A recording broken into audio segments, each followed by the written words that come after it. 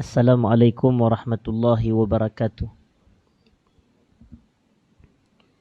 Bismillahirrahmanirrahim. Innal hamdalillah nahmaduhu wa nasta'inuhu wa nastahdihi wa nastaghfiruh wa na'udzu billahi min shururi anfusina wa min sayyiati a'malina. Man yahdihillahu fala mudilla lahu wa man yudlilhu fala hadiya lahu. Ashhadu an la ilaha illallah wahdahu la syarika lah. Wa ashhadu anna sayyidana Muhammadan abduhu wa rasuluh. Allahumma salli wa sallim wa barik ala habibina wa sayyidina Muhammad wa ala alihi wa ashabihi wa ala man sara ala nahjihi ila yaumiddin, amma ba'd. Yang saya hormati sahibul fadilah pengurusi surau,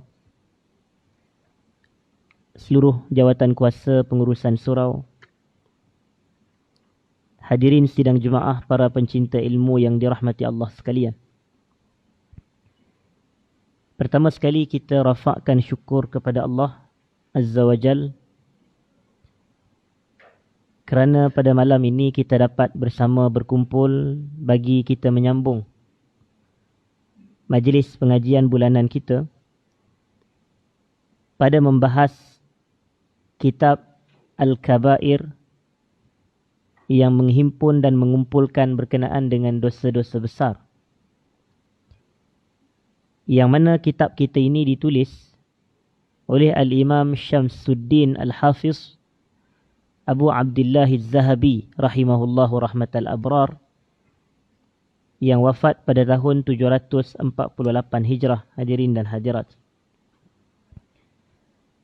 Dan majlis kita pada malam ini merupakan majlis kali yang ke-59, dan kita telah pun memasuki perbahasan berkenaan dengan perkara-perkara yang mungkin termasuk dalam kategori dosa-dosa besar. Dan pada malam ini kita akan masuk kepada perkara yang kelima, iaitu pada muka surat 182. Pada muka surat 182. Dan perkara yang kelima ini, hadirin dan hadirat, disebutkan berkenaan dengan sabda Rasulullah sallallahu alaihi wasallam, "Man ra'a minkum munkaran falyughayyirhu biyadihi.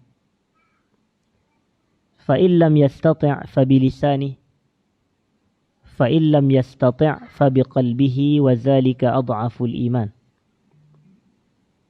Yang mana terjemahannya, sesiapa dari kalangan kamu melihat kemungkaran, maknanya dia melihat dengan matanya kemungkaran berlaku. Man ra'a minkum munkaran falyughayyirhu biyadihi. Hendaklah dia mengubah kemungkaran ini dengan tangannya. Hendaklah dia mengubah kemungkaran dengan tangannya. Fa illam yastati', kalau dia tidak mampu mengubah kemungkaran dengan tangan, falyughayyirhu biyadihi, hendaklah dia mengubah kemungkaran, saya minta maaf, fa illam yastati' fa bilisanihi, sekiranya dia tidak mampu mengubah kemungkaran dengan tangannya, maka hendaklah dia mengubahnya dengan lidah, hadirin dan hadirat.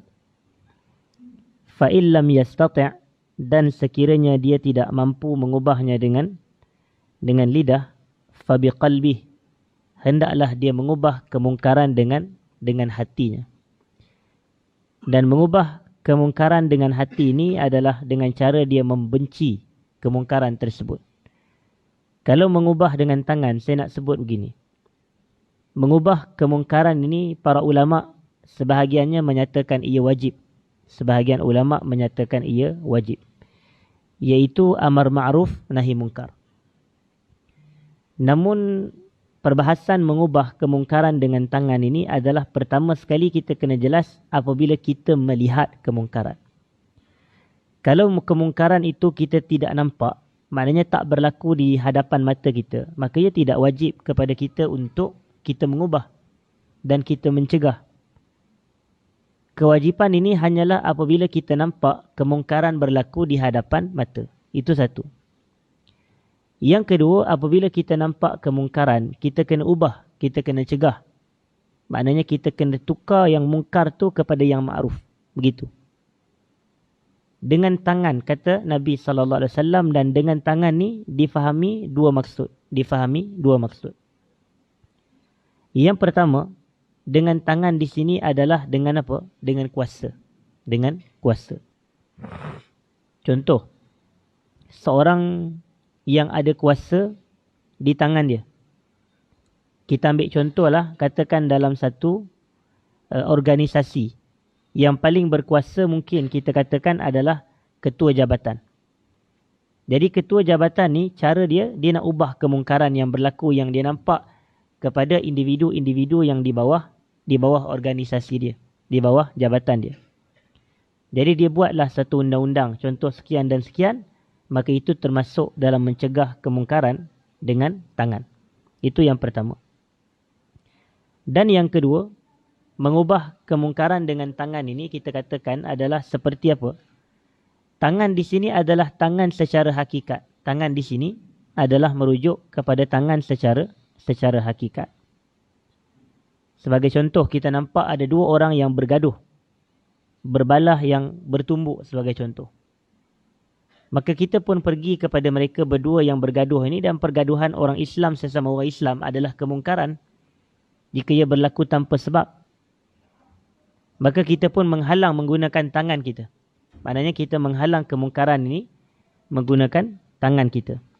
Maka itu pun termasuk dalam hadis ini dan tuntutan yang terdapat di dalam hadis kita ini.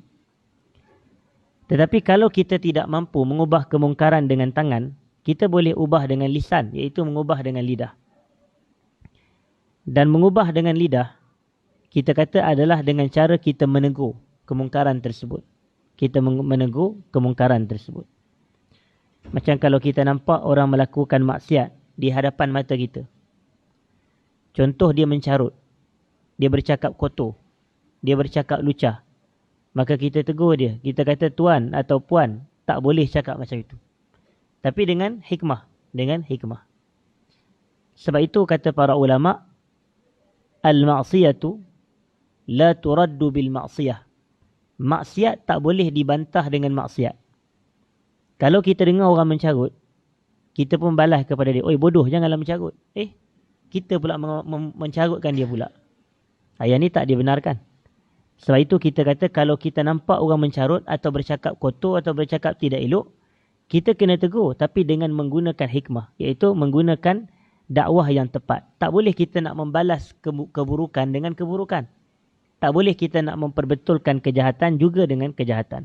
Ini yang disebut oleh guru-guru saya dahulu, al-ma'siyatu la turaddu bil ma'siyah. Kita nak menegur maksiat, tak boleh dengan cara maksiat. Kita nampak ada orang buat maksiat, kita pula contohnya, kita viralkan dia. Maknanya kita mengaibkan dia. Tak boleh begitu. Jadi sepatutnya kita kena tegur dengan lidah, dalam arti kata menegur di hadapan dia, bukan mengaibkan dan bukan menggunakan perkara-perkara lain atau cara-cara lain yang ditegah di sisi agama. Tetapi kalau dah mencegah dengan lisan pun tidak mampu, mencegah dengan tangan tak mampu, maka pilihan yang terakhir adalah kita mencegah dengan hati kita. Dan mencegah dengan hati ini adalah dengan saya katakan tadi, membenci kemungkaran yang kita nampak di hadapan mata kita. Kita kena benci kemungkaran. Sebagai contoh, jangan kita nak normalisasikan kemungkaran, hadirin dan hadirat. Sekarang ini mungkin kalau kita tengok orang yang mendedahkan aurat secara publik, kita mungkin tak ada rasa apa. Yang tu apa tahap dia? Padahal kalau membenci kemungkaran pun, kata Nabi SAW, وَذَلِكَ أَضْعَفُ الْإِيمَانِ, itu adalah selemah-lemah iman. Tapi sekarang orang pergi tengok, orang mencarut tepi jalan, dia dengar, dia pun tak ada rasa apa, relax. Atau dia tengok orang mendedah aurat di khalayak ramai pun dia tak rasa apa. Atau dia tengok orang merokok kiri kanan dia, depan belakang, dia pun tak ada rasa apa. Sebab dia anggap benda itu biasa. Yang ni lagi rendah daripada selemah-lemah iman, hadirin dan hadirat. Patut kita kena benci. Kita kena benci perkara-perkara mungkar yang berlaku di hadapan mata kita, hadirin dan hadirat. Itu pun Nabi SAW kata sebagai selemah-lemah iman. Jadi di sini hadirin dan hadirat, apa kaitan perkara ini dengan dosa-dosa besar? Jadi ini isyarat bahawasanya meninggalkan nahi mungkar adalah dikhawatiri termasuk dalam dosa besar. Sebab itu penulis dimasukkan. Kerana kita kalau ikutkan dalam 76 dosa-dosa besar ini kita dah tamat. Tapi kalau tuan-tuan perhatikan, kita bermula pada kuliah yang lepas, iaitu pada majlis kali yang ke-58, pada muka surat 181 itu, kita telah memasukkan ataupun kita telah masuk kepada perbahasan perkara-perkara yang kemungkinan dia juga termasuk dalam dosa besar. Iaitu yang kelima apa dia? Iaitu meninggalkan nahi mungkar. Meninggalkan mencegah kemungkaran. Hadirin dan hadirat. Kemudian yang keenam. Dalam sebuah hadis, riwayat Imam Muslim berkenaan dengan kezaliman. Kezaliman ni adalah kejahatan. Dan disebut di sini sabda Nabi sallallahu alaihi wasallam, "Faman jahadahum biyadihi wa fahuwa mu'min." Sesiapa yang mengingkari ataupun berdepan dengan mereka, iaitu puak-puak yang zalim, dengan tangan dia, maka dia adalah orang yang beriman.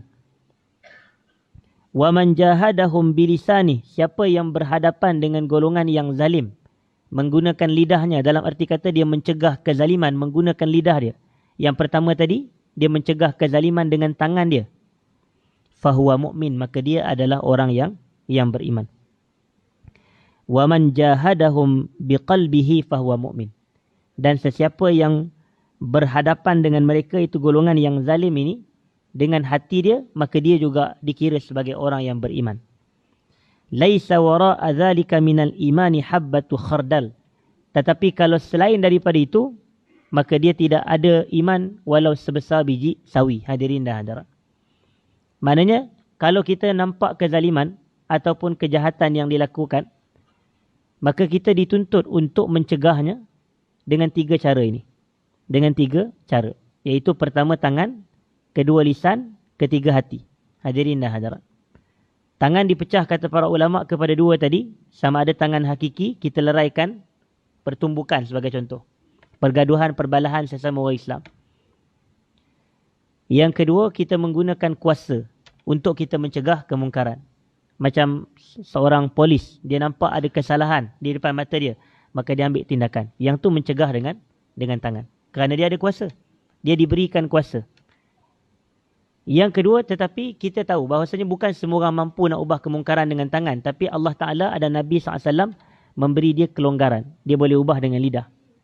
Mengubah dengan lidah ni adalah dengan dia menegur. Dengan dia menegur. Dan yang ketiganya, mungkin kalau dia menegur, dia risaukan kepada keselamatan diri dia. Kadang-kadang dia tegur orang ketampar dia pula. Sebab orang jahat. Jadi dalam ketika itu, dia pun memilih untuk dia mengubah kemungkaran dengan hati sahaja. Tetapi yang ni pun kena ada, iaitu membenci kemungkaran. Jangan pernah kita kata ada keredaan. Lawan kepada benci adalah reda. Hadirin dan hadirat. Jadi sebab itu kata para ulama, ar-ridha bil ma'siyati ma'siyatun. Kita reda kepada maksiat, itu pun suatu maksiat. Tak boleh kita ada rasa reda sama sekali kepada maksiat. Tak boleh rasa reda. Kita wajib membenci maksiat. Hadirin dan hadirat. Wajib membenci maksiat. Kita kena dalam hati kita tak suka dengan perbuatan tersebut. Dan jangan kita menzahirkan yang kita suka. Jangan kita menzahirkan yang kita suka kepada maksiat. Wajib membenci sekurang-kurangnya dengan hati. Di sini terkandung dalil yang menunjukkan bahawasanya orang yang tidak mengingkari kemaksiatan dengan hatinya dan tidak ingin kemungkaran itu hilang, maka dia adalah orang yang tidak memiliki iman. Inilah yang dikata sebagai dosa besar. Kerana hatta dengan mengubah kemungkaran atau membenci kemungkaran dengan hati pun, dia tidak mahu lakukan. Maknanya dia tidak ada rasa apa bila kemungkaran maksiat berlaku. Sedangkan ini adalah perlanggaran hukum Allah. Perlanggaran hukum Allah. Jadi kita kena ada perasaan ingkar di dalam hati sekurang-kurangnya. Dan di antara jihad hati adalah menghadapkan dirinya dan keluarganya kepada Allah agar dia berkenan menghilangkan kebatilan atau agar dia memperbaiki mereka. Itu kita menyerahkan urusan keluarga kita dan diri kita ini kepada Allah. Semoga Allah memberikan kebaikan kepada kita dan semoga Allah menghilangkan keburukan dan kejahatan kepada kita dan keluarga kita. Sebab itu kita dianjurkan, hadirin dan hadirat yang saya muliakan, untuk kita mengamalkan zikir-zikir harian seperti yang diajar oleh Nabi sallallahu alaihi wasallam, iaitu zikir ya hayyu ya qayyum bi rahmatika astaghith aslih li sya'ni kullahu wa la takilni ila nafsi tarfata ain. Yang mana terjemahannya ya hayyu ya qayyum, wahai Allah Tuhan yang maha hidup lagi maha mengurus tadbir. Bi rahmatika astaghith, bi rahmatika astaghith, dengan rahmatmu aku meminta pertolongan, dengan rahmatmu aku meminta pertolongan.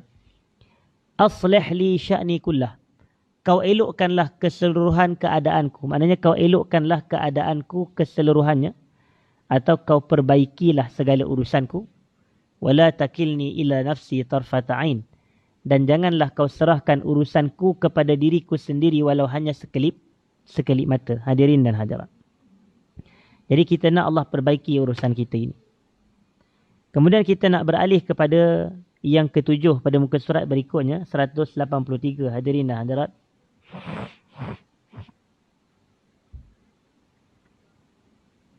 Nabi sallallahu alaihi wasallam bersabda,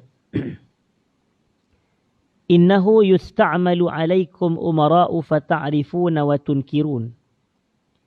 Faman kariha faqad bari, wa man ankara faqad salim. Walakin man radiya wa taba' qila afala nuqatiluhum qala la ma aqamu fikumus salah ma aqamu fikumus salah. Terjemahan, sesungguhnya akan diangkat para pemimpin ke atas diri kamu, para pemimpin ke atas kamu, maka kalian akan mengakui dan mengingkarinya, maknanya kalian akan mengenali dan mengingkarinya. Barang siapa yang membenci kemungkarannya, maka dia telah terselamat. Bari'ah ni dia telah bebas daripada dosa atau bebas daripada kesalahan, maknanya membenci kemaksiatan. Dan barang siapa yang mengingkarinya, maknanya siapa yang membenci, kariha ni dia membenci, maka dia akan selamat. Siapa yang mengingkari, maka dia akan selamat juga.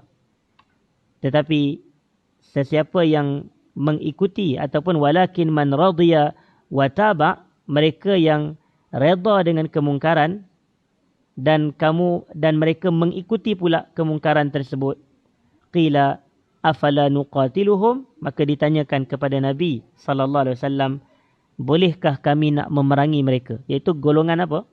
Golongan yang dikatakan sebagai pemimpin yang melaku maksiat ini. Nabi sallallahu alaihi wasallam mengatakan, la ma aqamu fikumus salah, tidak boleh nak memerangi mereka selama mana mereka mendirikan salat, selama mana mereka mendirikan salat. Di sini sebenarnya adalah salah satu daripada teras ahli sunnah wal jamaah dalam berhadapan dengan para pemerintah, dalam berhadapan dengan para pemerintah. Disebutkan, hadirin dan hadirat, pemerintah ini kita katakan terbahagi kepada yang adil dan terbahagi kepada yang zalim. Maknanya ada pemerintah yang adil dan ada pemerintah yang zalim. Dan disebutkan di sini, apabila kita ni berhadapan dengan pemerintah yang zalim, apakah prinsip kita? Pertama, kita kata begini. Prinsip Ahlus Sunnah wal Jamaah adalah mereka tidak melepaskan ikatan kepada pemerintah mereka yang sah semata kerana adanya kezaliman yang pemerintah mereka lakukan. Sebaliknya, mereka tidak mengikuti kemungkaran. Mereka berbeza dan menyelisihi dengan kemungkaran, tapi dalam masa yang sama mereka tidak menanggalkan ketaatan mereka kepada pemimpin tersebut. Begitu. Kenapa? Kerana disebut oleh Nabi sallallahu alaihi wasallam, la ta'ata li makhluqin fi ma'siyatil khaliq, innama ta'atu fil ma'ruf. Tidak ada ketaatan pada mana-mana makhluk dalam kemaksiatan kepada Allah. Ketaatan hanyalah pada perkara yang baik sahaja. Jadi betul kita tidak taat kalau ada pemimpin yang mengarah kita buat jahat. Kita tak perlu taat dan tak wajib taat. Tapi dalam masa yang sama bukan makna kita kena orang kata, kena hilangkan ketaatan daripada dia, tidak. Hadirin dan hadirat. Dari sudut bukan nak makna kita boleh asal dia buat silap je, kita asal dia buat kezalimannya kena memerang pemerintah. Kalau macam tu mana ada pemimpin yang adil, yang sebenar-benar adil. Jadi takkan setiap kali ni nak kena jatuh, nak kena berjatuh. Habis susah, hadirin dan hadirat. Jadi ini sebenarnya yang diajar di dalam kitab-kitab fiqh kita berdalilkan firman Allah Subhanahu wa taala, ya ayyuhallazina amanu athi'ullaha wa athi'ur rasul wa ulil amri minkum.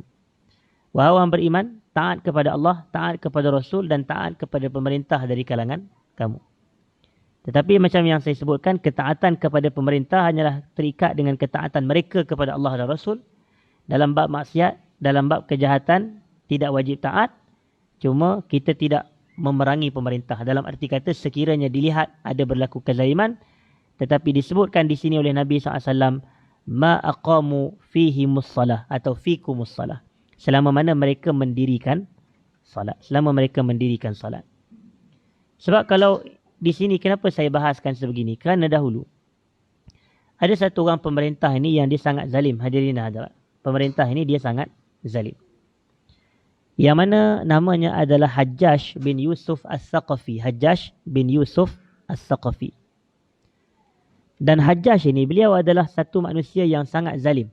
Sehingga disifatkan oleh Al-Imam Az-Zahabi di dalam kitab Siyaru A'lamin Nubala, iaitu penulis kitab kita ini juga, tapi dalam kitab beliau yang lain, beliau kata Hajjaj ini adalah saffakan lid-dima.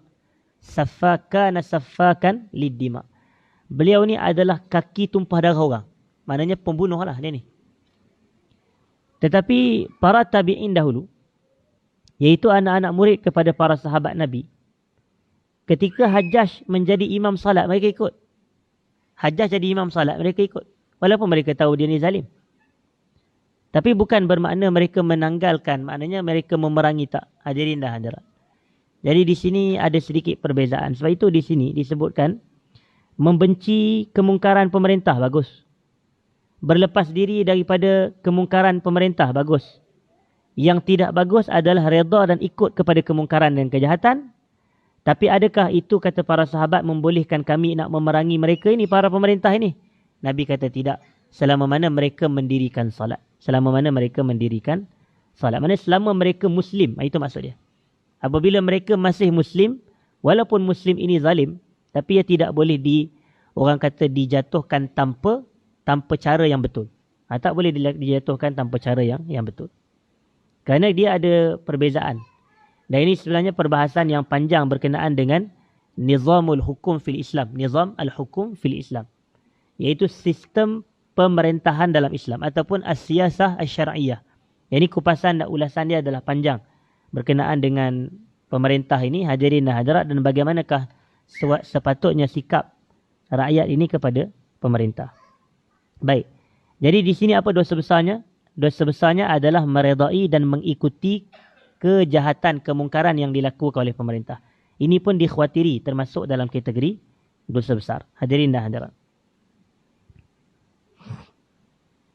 Kemudian, yang ke-8. Nabi SAW pernah melalui 2 buah kubur yang mana penghuni bagi 2 kubur tersebut sedang diazab. Lalu Nabi SAW bersabda, innahuma yu'azzaban wa ma yu'azzabani fi kabir bala innahu kabir amma ahaduhuma fakana la yastanzihu minal baul wa amma al-akhar fakana yamshi bin namimah. Baik, apa terjemahan dia, hadirin dan hadirat? Hadis ini hadis yang sahih. Bukan semata sahih, bahkan sangat masyhur sebenarnya hadis ini. Iaitu hadis Nabi melalui sebuah perkuburan dan di situ ada 2 kubur. Dan Nabi SAW mengatakan kedua-dua penghuni kubur ini mereka sedang diazab. Dan mereka tak diazab tentang perkara besar. Tetapi kata Nabi, walaupun ia bukan perkara besar, namun ia merupakan dosa besar. Maknanya ada dosa besar tak semestinya nampak besar, tapi dia hakikatnya adalah dosa besar. Apa dia? Dosa yang menjadikan kedua-dua penghuni kubur ini diazab di dalam kubur. Yang pertama kata Nabi, amma ahaduhuma fakana la yastanzihu minal baul. Adapun lelaki yang pertama, dia ini tidak membersihkan kemaluannya daripada air kencing selepas dia buang air kecil. Hadirin dah hadirat. Maknanya nampak simple saja. Tidak membersihkan kemaluan selepas dia membuang air kecil. Hadirin dah hadirat. Tidak membersihkan kemaluan selepas dia buang air kecil. Maknanya dia tidak apa? Dia tidak beristinja. Dia tidak beristinja. Perbuatan membersihkan kemaluan selepas kita buang air kecil ini, namanya apa? Namanya istinja. Namanya istinja. Dan istinja hukum dia wajib. Hadirin dan hadirat. Maknanya membersihkan kemaluan selepas kita buang air kecil dan buang air besar, itu dinamakan sebagai istinja. Istinja ini wajib. Walaupun ia tidak mengangkat hadas, tapi ia menghilangkan najis. Hadas diangkat dengan wuduk. Tapi istinja ini menghilangkan najis. Membersihkan dua kubul dan dubur itu daripada najis. Hadirin dan hadirat. Jadi yang pertamanya adalah la yastanzihu minal baul. Lalu para ulama bahas macam mana dia ini apabila dia kencing tak basuh atau tidak membersihkan kemaluannya selepas dia kencing, macam mana dia boleh menjadikan dia diazab? Jadi mereka kata, para ulama yang mensyarah hadis ini, apabila dia kencing tidak basuh, maka najis tu dia tidak suci. Kemaluan dia kekal dalam keadaan bernajis. Dalam arti kata dia ini tidak suci daripada najis. Sedangkan salah satu daripada syarat-syarat sah salat adalah sucinya tubuh badan, pakaian dan tempat salat daripada najis. Ini syarat sah salat. Maknanya sucinya tubuh badan. Termasuk tubuh badan adalah kemaluan. Sucinya tubuh badan dan juga pakaian dan juga tempat salat daripada najis. Dan termasuk najis kita kata adalah air kencing.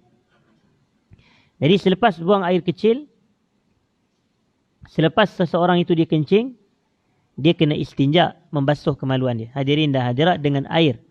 Yang mana air itu menyucikan najis tersebut. Air menyucikan najis. Dan kita tahu, air kencing adalah kategori najis mutawassitah. Hadirin dan hadirat, najis sederhana. Najis terbahagi kepada 3.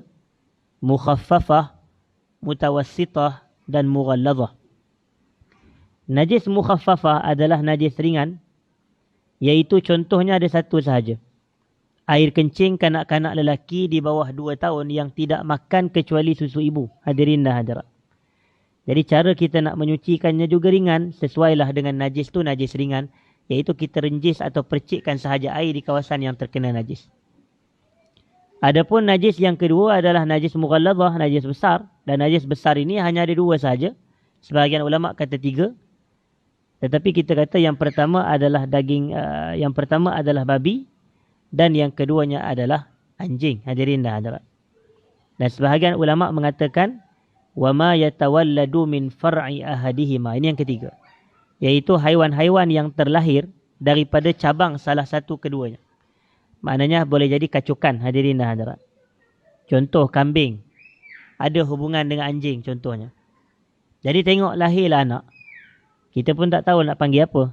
Boleh jadi kambing. Hadirin dan hadirat, kambing campur anjing. Tetapi kalaulah yang halal dan kambing itu dia tidak najis, dia bukannya najis mughallazah. Yang mughallazah tu anjing. Tapi jadi keluar anak, kalau katakan boleh jadi begitu, maka anak ni juga termasuk dalam kategori mughallazah. Hadirin dan hadirat. Kenapa? Anjing, babi dan haiwan yang terhasil daripada salah satu daripada keduanya. Jadi kacukan daripada salah satu daripada keduanya. Dan cara menyucikan najis mughallazah ini kita katakan adalah dengan membasuh sebanyak 6 kali basuhan air mutlak dan ditambah dengan 1 basuhan bercampur tanah. 1 basuhan air bercampur tanah. Jadi keseluruhannya 7 kali basuhan. Hadirin dan hadirat. Berdalilkan hadis Nabi SAW, "Idza walaghal kalbu fi ina'i ahadikum falyaghsilhu 7 marrat ulahunna bit-turab." Apabila seekor anjing jilat di bekas minuman salah seorang kamu, hendaklah kamu membasuh bekas tersebut dengan 7 kali basuhan Dan basuhan yang pertama adalah air berserta tanah. Hadirin, ulahun nabi turab. Basuhan yang pertama adalah air bercampur dengan tanah. Itu air tanah. Dan baki daripada 3 jenis contoh yang saya sebutkan tadi, selain daripada air kencing bayi lelaki bawah 2 tahun yang tak makan kecuali susu ibu, selain daripada babi, selain daripada anjing, semuanya ini adalah najis mutawassitah. Selain daripada itu, semuanya adalah najis mutawassitah. Contohnya kita kata air kencing manusia. Contohnya najis manusia. Contohnya najis haiwan. Dan contohnya darah. Dan contohnya nanah. Dan ini antara beberapa perkara yang dikategorikan sebagai najis. Jadi lelaki ini yang menyebab dia kena azab adalah kerana dia selepas buang air kecil, dia tidak membersihkan kemaluan dia. Hadirin dan hadirat. Jadi atas faktor itu dia diazab. Kerana kalau ia merupakan syarat sah salat suci daripada najis, maka dia salat dalam keadaan dia tidak suci daripada najis, maka salat dia tidak sah, hadirin dan hadirat. Maka apabila salat tidak sah, walaupun dia salat, tapi dia tetap tidak mengangkat kewajipan yang Allah Ta'ala syariatkan kepada dia. Jadi maknanya dia dikira tetap tidak menjalankan tanggungjawab Allah ataupun perintah Allah kepada diri dia. Jadi sebab itu dia diazab. Nampak macam simple, tapi dosanya besar, dosanya berat. Sebab itu penulis memasukkan ia juga termasuk dalam kategori dosa-dosa besar. Kemudian lelaki yang kedua, wa ammal akhar fakana yamshi bin namimah. Manakala seorang lagi lelaki yang diazab di dalam kubur itu, dia ini duk berjalan dengan mengadu domba. Dia berjalan dengan mengadu domba.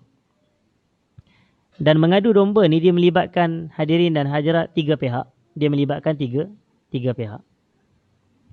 Maknanya ada seorang ni, dia suka pergi ke A, dia akan bagi tahu A, B kata macam-macam ke awak.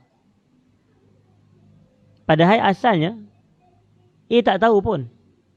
Tapi dia yang bagi tahu macam-macam. Maknanya dia mengadu domba ni, dia ni bercakap yang tak elok dan dia nak memburuk-burukkan, dan akhirnya dia akan menyebabkan perbalahan dan pergaduhan dan permusuhan yang berlaku. Hadirin dan hadirat. Kemudian dia pergi pula kepada B sebagai contoh. Dia pergi pula kepada B. Kemudian dia kata, B, awak tahu tak, A kata awak macam-macam. Nampak tak perangai adu domba ni, hadirin dan hadirat? Yang ini yang agama kita tidak membenarkan. Agama kita melarang.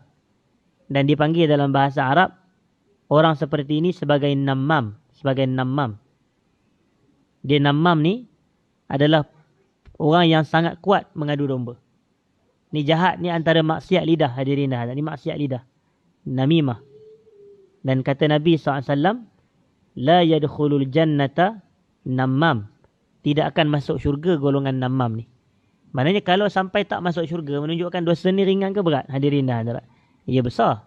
Jadi sebab itu nampak simple sahaja. Sebab itu Nabi kata, wa ma yu'azzabani fi kabir. Dia mereka tak diazab kerana perbuatan tu besar. Bala innahu kabir, kata Nabi. Bahkan dosanya besar.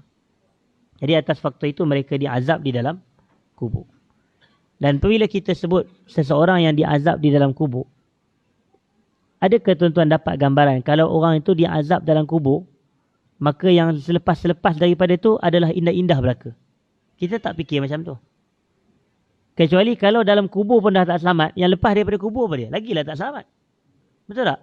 Sebab kubur ni permulaan. Kubur adalah destinasi akhirat yang pertama. Lepas kita mati, hilanglah dunia. Maka kita bermula alam akhirat. Dan akhirat pertama kita adalah dalam kubur. Hadirin dan hadirat. Akhirat pertama kita adalah dalam kubur. Sebab itu saya dahulu ada menceritakan tentang Sayyidina Uthman ibn Affan radhiyallahu anhu, yang mana dia ini apabila dia berjalan di sebuah perkuburan, dia melewati sebuah perkuburan, maka Sayyidina Uthman ni dia menangis. Baka hatta yabulla lihyatah. Beliau menangis sehingga basah janggut beliau. Kemudian pembantu dia yang bernama Hani, pembantu dia katanya, ya Amirul Mukminin, wahai Sayyidina Uthman, tazkurul jannata wan nara wala tabki atabki min hadha. Kamu sebut tentang syurga dan neraka tapi kamu tak menangis. Kenapa kamu menangis apabila kamu duduk di kubur ni? Kenapa kamu menangis apabila kamu duduk di kubur? Kemudian Sayyidina Uthman dia kata apa? Dia kata, kerana aku pernah mendengar Rasulullah sallallahu alaihi wasallam bersabda, innal qabra awwalu manzilin min manazilil akhirah. kubur ini merupakan destinasi akhirat yang pertama. Sesiapa yang selamat dalam kubur, yang akan datang selepas daripada itu jauh lebih mudah dan jauh lebih ringan. Tetapi siapa yang tidak selamat dalam kubur, maka yang akan datang jauh lebih susah, jauh lebih berat dan jauh lebih dahsyat, hadirin dan hadirat. Jadi kalau mereka berdua ini dah diazab dalam kubur, apatah lagi yang selepas-selepasnya itu, maknanya ia akan berat, ia akan jadi susah, ia akan lebih dahsyat, hadirin dan hadirat. Jadi semoga Allah pelihara kita daripada azab kubur. Tapi kita, antara cara kita nak menyelamat diri kita daripada azab kubur adalah kita sentiasa menjaga apabila kita membuang air kecil, memastikan najis tidak kekal pada badan atau pada pakaian. Hadirin dan hadirat, ini satu. Dan yang kedua, kita kena menjaga diri kita ini daripada maksiat lidah yang besar dosanya, iaitu namimah. Namimah ni mengadu domba, hadirin dan hadirat.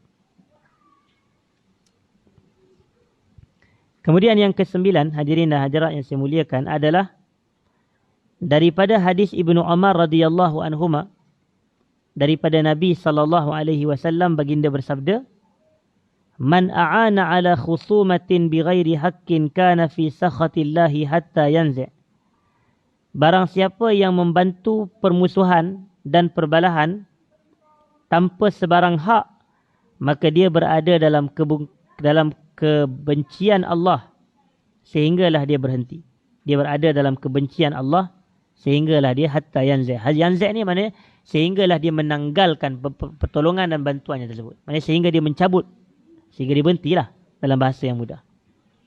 Jadi apa maksud membantu permusuhan? Maknanya ada orang dia bermusuh antara orang lain, tapi dia pihak yang ketiga. Dia pergi bantu orang ni untuk memusuhi lagi atau nak menambah lagi kebencian orang tu kepada orang yang bergaduh tu. Jadi ini tidak bagus. Kerana ini kita kena ingat tuan-tuan. Kaedah mengatakan membantu maksiat adalah maksiat. Membantu maksiat adalah maksiat.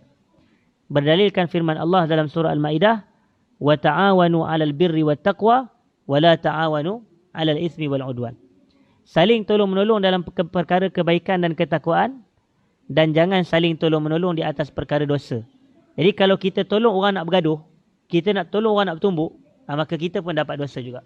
Maknanya membantu orang melakukan maksiat, kita pun mendapat maksiat juga. Sebab itu kata para ulama, al-i'anatu ala maksiatin maksiyatun. Maknanya menolong orang melakukan maksiat, ia juga merupakan suatu maksiat. Dan yang ke-10 disebutkan di sini, hadirin dan hadirat, al-makru wal khadi'atu finnar. Al-makru wal khadi'atu finnar. Makar dan tipu muslihat berada di neraka. Menunjukkan perbuatan ini juga adalah dosa besar. Maknanya ia juga ada kemungkinan termasuk dalam kategori dosa besar. Dan makar ni apa makna makar? Makar ni perancangan jahat. Makar ni adalah perancangan jahat kepada seseorang. Ini. Jadi ini tidak dibenarkan. Ini tidak dibenarkan. Ya, macam Allah sebut dalam Quran, "Wa iz yamkuru bikal ladzina kafaru." Ketika golongan-golongan kafir, iaitu musyrikin Mekah, mereka melakukan makar kepada kamu, wahai Muhammad. Makar kepada kamu, wahai Muhammad. Itu perancangan apa? Perancangan jahat. Liyusbituk, untuk mereka memenjarakan kamu. Au yaqtuluk, atau untuk mereka membunuh kamu. Au yukhrijuk, atau untuk mereka menghalau kamu daripada Mekah. Wa yamkuruna wa yamkurullah. Mereka melakukan perancangan jahat dan Allah membalas perancangan jahat mereka itu. Wallahu khairul makirin. Hadirin dan hadirat. Itu ayat Quran yang Allah ceritakan. Wa idh yamkuru bikal ladzina kafaru. Ketika adanya makar. Jadi makar ni perancangan jahat kita kepada seseorang manusia. Kita macam rancang nak jatuhkan dia. Kita rancang macam nak susahkan dia. Kita rancang macam nak sulitkan dia tanpa hak. Maksudnya tanpa ada sebarang sebab. Orang tu tak kacau kita. Orang tu tak buat jahat kepada kita. Tapi dia rancang orang nak tu. Jadi ini makar ni berada di neraka, menunjukkan ia adalah perbuatan yang haram, hadirin dan hadirat. Khadi'ah ni pula adalah tipu daya. Maknanya kita menipu seseorang. Dan dikhawatiri golongan scammer tu termasuk dalam kategori ini. Dia tipu daya, hadirin dan hadirat. Tapi dia tipu daya, dia bukannya menipu biasa-biasa ni. Dia menyamar jadi, tanda perasan, pegawai SPRM contoh. Menyamar jadi polis. Menyamar jadi pegawai custom. Menyamar, ini kan ada tipu daya. Dia kata, okey, ni ada sekian dan sekian dan sekian. Jadi nombor IC puan adalah sekian dan sekian. Oh, dia nampak. Kalau orang menipu biasa, dia cakap bohong je. Tapi yang ni khadi'ah, ni tipu daya yang lagi besar. Tujuan dia tengok, tak pasal-pasal hilang 50,000 simpanan orang itu. Tak pasal-pasal hilang dia punya pencen contohnya. Jadi ini adalah tipu daya. Dan ini menunjuk ia adalah termasuk juga dalam kategori dosa-dosa besar, hadirin dan hadirat. Jadi memadai sekadar itu perbahasan kita pada malam ini kerana waktu pun telah masuk. Hadirin dan hadirat, insyaAllah kita sambung pada kuliah akan datang. Dan sebenarnya masih banyak lagi sebenarnya perbahasan kita. Walaupun saya dah diminta untuk cari kitab next kuliah ni. Tapi sebenarnya panjang lagi bahasan kita. Nantilah, sebenarnya lepas habis sebenarnya baru kita boleh bincang apa yang kita nak bahas, hadirin dan hadirat. Kerana kalau ikut di sini, dia ada berapa noktah di sini? Ada lebih kurang 36 atau 36 noktah. Kita baru 11. Maknanya ada dekat lebih pada 25 lagi, hadirin dan hadirat. Jadi banyak lagi sebenarnya majlis kita. Saya minta maaf jika ada salah dan silap. Aku lu qauli hadza wa astaghfirullahal azim li wa lakum. Assalamualaikum warahmatullahi wabarakatuh.